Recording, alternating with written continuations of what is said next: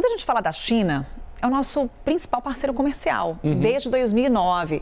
E é uma relação que vem crescendo nos últimos anos. Sim, quando a gente olha essa balança comercial entre os países. Para você ter uma ideia, no ano passado foi um volume financeiro recorde. 104 bilhões de reais em exportações do Brasil para a China. Bilhões de dólares, perdão. A gente está falando de R$500 bilhão de reais, né? É muito dinheiro, é um volume de exportação muito significativo. Nós somos o principal fornecedor de alimentos. Exato. Se a gente somar 50, 60 países, não dá o que a gente exporta para a China. E tem ainda um mercado em expansão. Para onde, nesse momento, a partir desses acordos, o Brasil vai mirar? Então vamos mergulhar um pouco nos negócios da China? Vamos ver aqui na nossa arte, se a gente tiver uma trilhinha sonora assim para dar um ar desse mergulho nos negócios da China. Que o Ricardinho escolheu, ó. Ah, olha aí. Pronto, tá ótimo. Muito bom.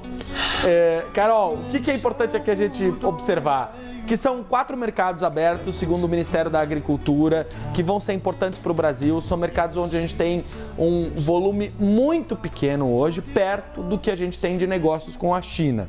Então, a gente tem uvas frescas com 69 milhões de reais e o principal destino são os Países Baixos. Os Países Baixos, vou até pegar aqui a minha colinha para poder dizer qual é o tamanho dessa fatia que vai para cada um desses negócios. Mas, efetivamente, o que é importante destacar aqui? A gente está falando de uma negociação, né, uma relação entre Brasil e China que tem outros mercados que são muito maiores que esses daqui. Aqui são apostas, tentativas, mais um país que é desbloqueado para esse comércio internacional. Então, no caso das uvas frescas, a gente está falando de 20 milhões desses 69 que vão para os Países Baixos. E aí, outros valores menores para outros países. A China não está em nenhuma das listas desses países porque o Brasil não tinha esse mercado aberto.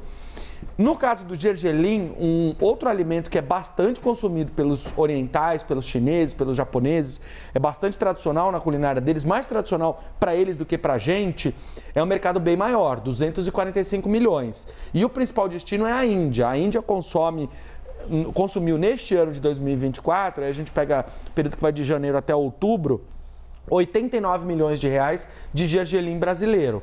E, obviamente, quem conhece a culinária oriental sabe qual a importância do gergelim como um grão para compor a culinária. Aí você tem o sorgo. Eu confesso para você que eu fui pesquisar quando eu recebi a notícia de que o sorgo estava nessa lista, para entender o que eles faziam com o sorgo. Porque eu conheço o sorgo como um grão para ração animal. E, de fato, ele é um dos componentes para ração animal. Ele acaba sendo presente na alimentação dos animais, mas muito mais aqui no Ocidente. No Oriente, o sorgo também é usado para alimentação humana. Então, você tem um grão que ele é bastante versátil. Você pode fazer várias coisas com o sorgo, né? E aí, de fato, você tem um mercado pequenininho de 25 milhões, pequenininho, claro, perto de outros tantos, e o principal destino, a África do Sul.